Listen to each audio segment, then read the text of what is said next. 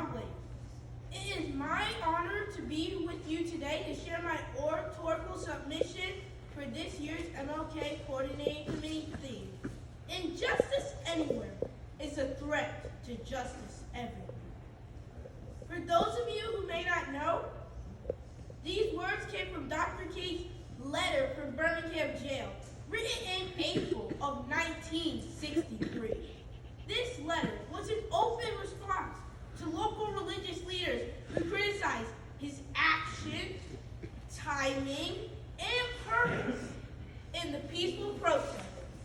Instead of getting angry or trying to get even, he sat in his jail cell and began writing, stating, "Never before have I written so long a letter."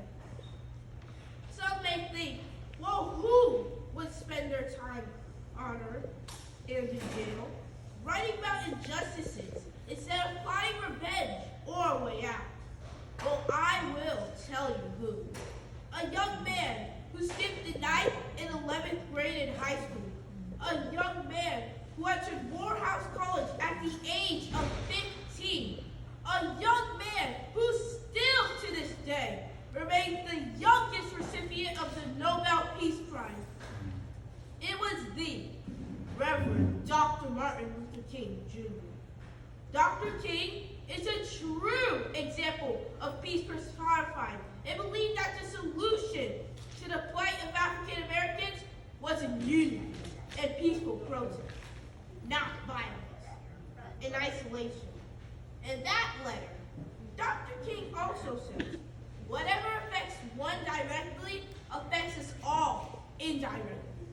That means what we do affects others.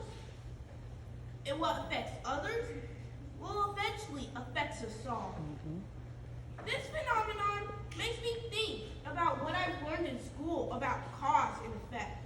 You see, the cause explains why something happened. The effect is the description of what happened as a result. How does this cause and effect relationship look in our lives today?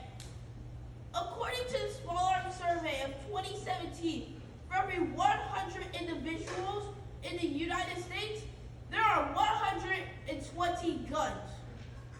My uncle was shot to death in 2012. No one knew the person who killed him or exactly what happened.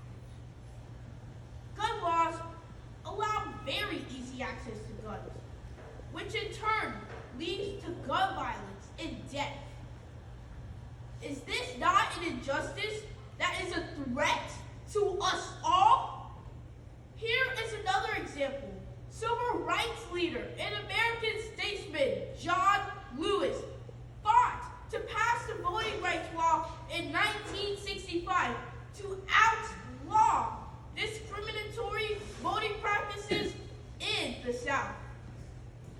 Today, individual states are making it harder to cast a vote, even making it illegal to give someone water while standing in line at the poll. John Lewis said, "The vote is the most powerful, non-violent tool we have. Losing this power, is that not an injustice that is a threat to us all? When I am old enough, I want to have the privilege to vote, and maybe even run for president myself." All right. Yeah.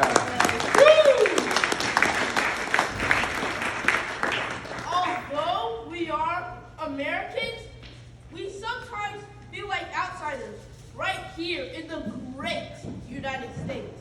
Injustices like what is happening with voting and gun control should connect us.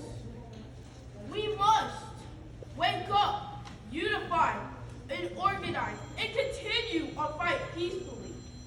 Dr. King was cursed, beaten, and jailed 29 times, but he never gave up.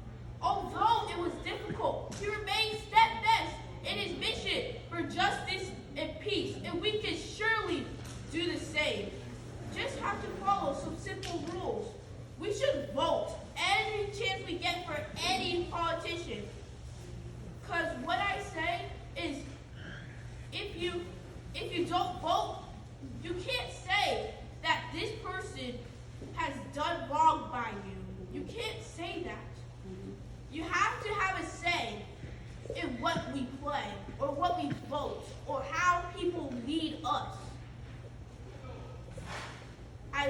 you with this final quote from Dr. King.